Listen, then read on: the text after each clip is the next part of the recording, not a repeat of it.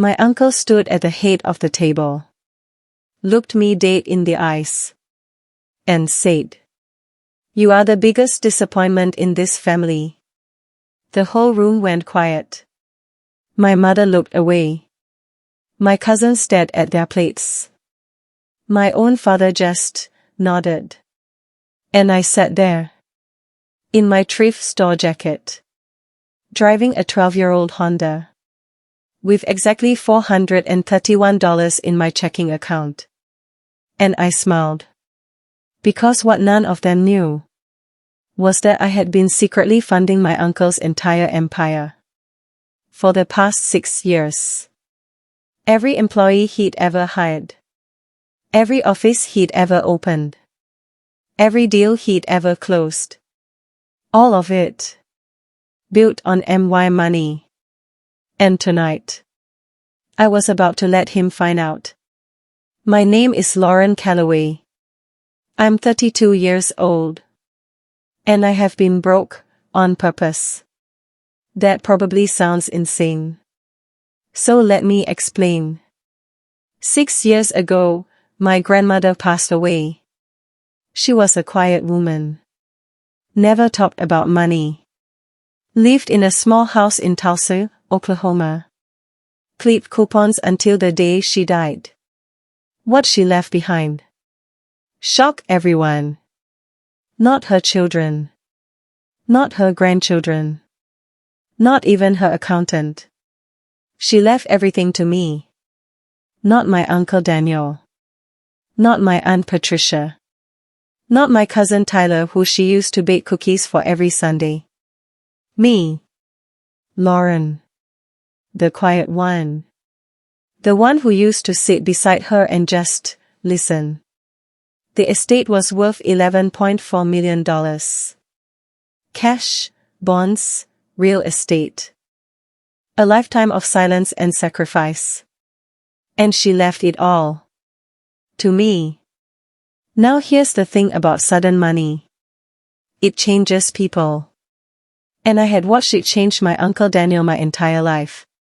He'd made his first million in his 40s. Flipping commercial properties in Dallas.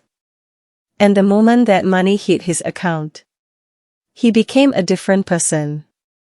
Loud. Arrogant. Obsessed with telling everyone what they were doing wrong. Every family dinner became a lecture. Every holiday became a performance. Every conversation eventually circled back to what Daniel built. What Daniel sacrificed. What Daniel earned. So when I got my inheritance, I made a decision. Nobody would know. Not my parents.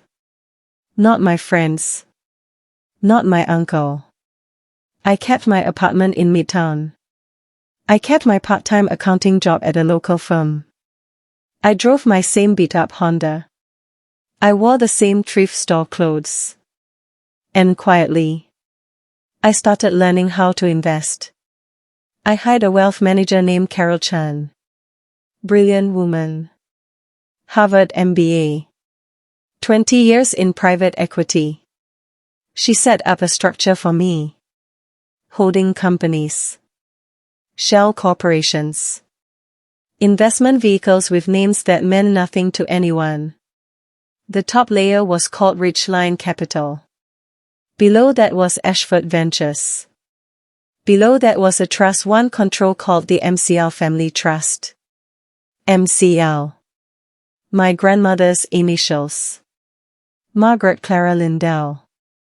I wanted her fingerprints on everything. Even if no one would ever see them. And then I started looking for opportunities. Real opportunities. Not charity. Not family favors. Real businesses with real potential. And that's when I found my Uncle Daniel's pitch deck.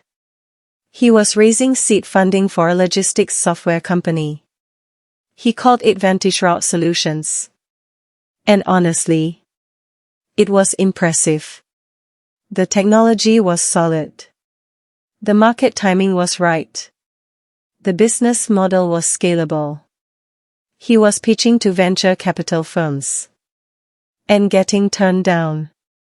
Not because the idea was bad, but because he was unknown. No track record in software. No institutional investors backing him. He needed someone to believe in him first. And here's the part that still gives me chills when I think about it. I believed in him. Separate from everything else. Separate from his arrogance, his lectures, his condescension. The business itself was genuinely good.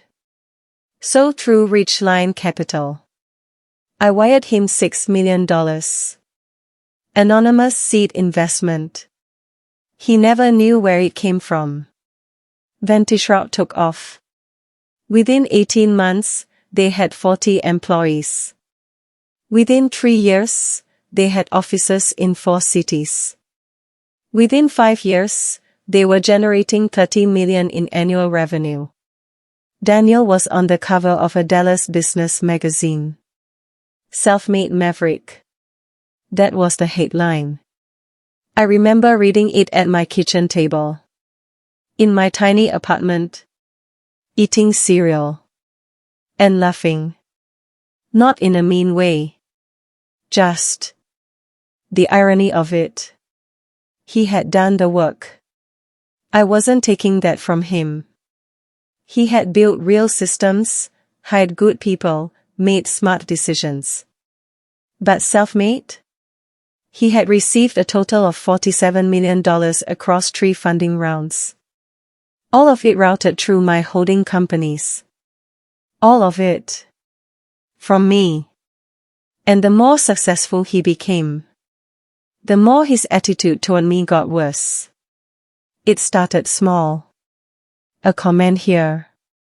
A look there. Lauren, you really should be thinking about your future. Lauren, you can't do part-time bookkeeping forever.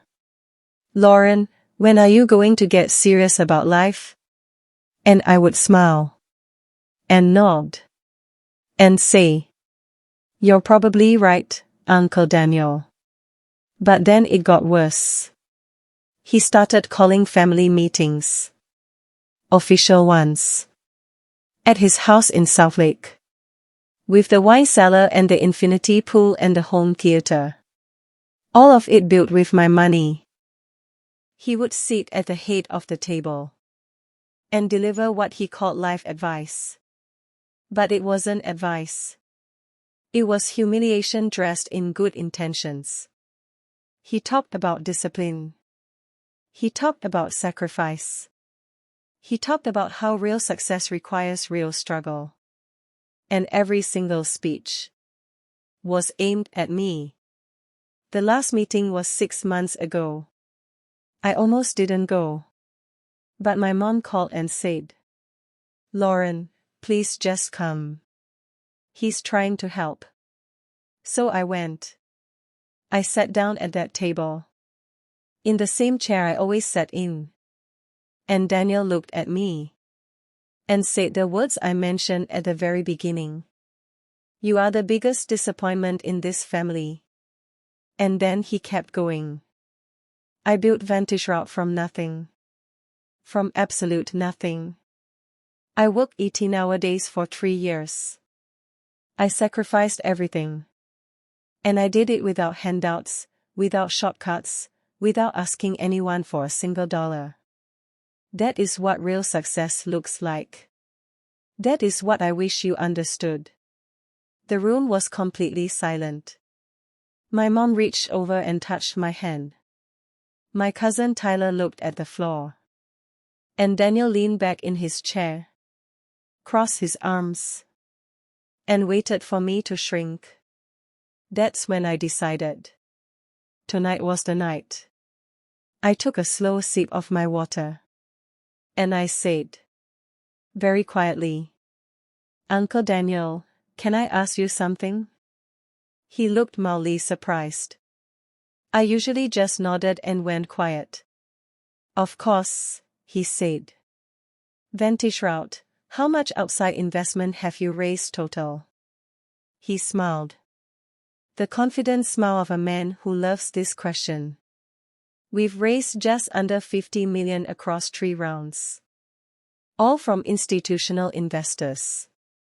Sophisticated capital. Not handouts. Real partnerships. And do you know who those investors are? He paused.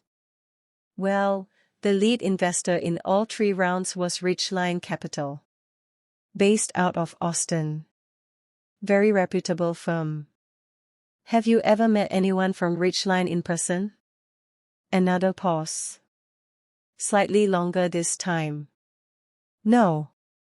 It was all handled through intermediaries.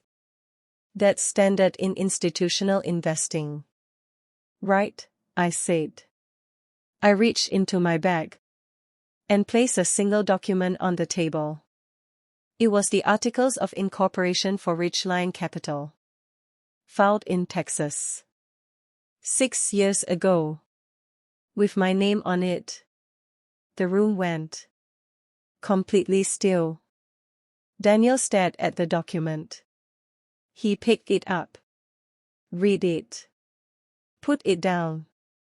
Pick it up again.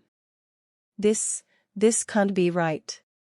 It's right, I said. Ridgeline Capital is mine. Ashford Ventures is mine. The MCL Family Trust is mine. All 3 funding rounds. Every single dollar that ever came into Vantage Route came from me. That's $47 million. 47.2, I said. To be exact. Daniel looked at my mom. Then at my dad. Then back at me. But you live in a studio apartment. You drive that old Honda. You work part-time. Yes, I said. Why? I looked at him for a long moment. Because I didn't want money to change me. The way I watched it change you. The silence in that room was unlike anything I have ever felt. Daniel stood up. I thought he was going to get angry. I was ready for that. But instead, he sat back down. Slowly. Like the air had gone out of him. Lauren. He said. And for the first time in my life, his voice was small. Why didn't you ever say anything? Because, I said. I wanted to see who you really were. When you thought I had nothing. My cousin Tyler was crying. I didn't expect that. My mom was squeezing my hand so hard I couldn't feel my fingers. My dad just kept nodding slowly. Like he was processing something that was too big to hold. And Daniel. Daniel put his face in his hands. I'm sorry, he said. Muffled. Into his palms. For what specifically? I asked. Not to be cruel. But because I needed him to name it. He looked up. Eyes red. For treating you like you were less. For making you sit there and take it. For being so convinced that I knew what success looked like. When I didn't even know where my own money came from. I didn't liquidate his company. I want to be clear about that. Carol had walked me through the option. I had the right to call in the investment. Vantage Route couldn't survive it. Daniel would lose everything. 412 employees would lose their jobs. I wasn't going to do that. The people at Vantage Route. They hadn't done anything wrong. They showed up every day and worked hard. I wasn't going to punish them for their boss's ego. What I did instead was renegotiate. I reviewed myself as an investor. I took a seat on the board. And I made one condition non-negotiable. Daniel would attend quarterly sessions. with an executive coach. Focused specifically on leadership and humility. Not because I wanted revenge, but because 412 people deserved a better leader than the one sitting at the head of the table. Daniel agreed. That was 3 months ago. Last week. He called me. Not to lecture. Not to advise. Just to ask. How are you doing, Lauren? And I said, I'm good, Uncle Daniel. I'm really good. And I meant it. There's something my grandmother used to say. When I'd sit beside her on that porch in Tulsa, watching the sun go down, she'd say, the quietest person in the room is usually the one who has the most to say. She was right. She always was. If this story hit you differently, if you've ever been underestimated by someone who should have believed in you, I want to hear from you in the comments. And if you want more stories like this, about quiet strength, hidden truths, and the moments that change everything, subscribe. Because we're just getting started.